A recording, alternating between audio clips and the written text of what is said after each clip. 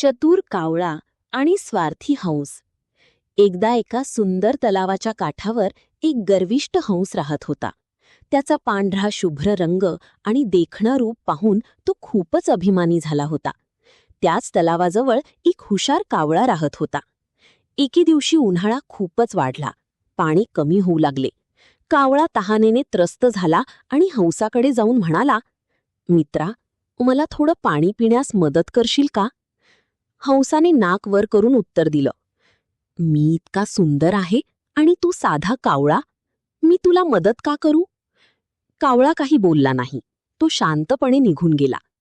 काही दिवसांनी एक शिकारी त्या तलावाजवळ आला आणि त्यांनी जाळं टाकलं. हंस त्या जाळ्यात अडकला. तो घाबरून मदतीसाठी ओरडू लागला. तेवढ्यात कावळा तिथे आला. त्याने परिस्थिती पाहिली आणि पटकन आपल्या चातुर्याने जाळं तोडायला सुरुवात केली. थोड्या वेळात हंस मुक्त झाला. हंस लाजला आणि म्हणाला, "मला माफ कर मित्रा, मी तुझ्याशी वाईट वागलो." कावळा हसून म्हणाला, "खरा मित्र तोच जो संकटात मदत करतो." बोध: अभिमान आणि स्वार्थ सोडा, कारण खरी मैत्री संकटात ओळखली जाते.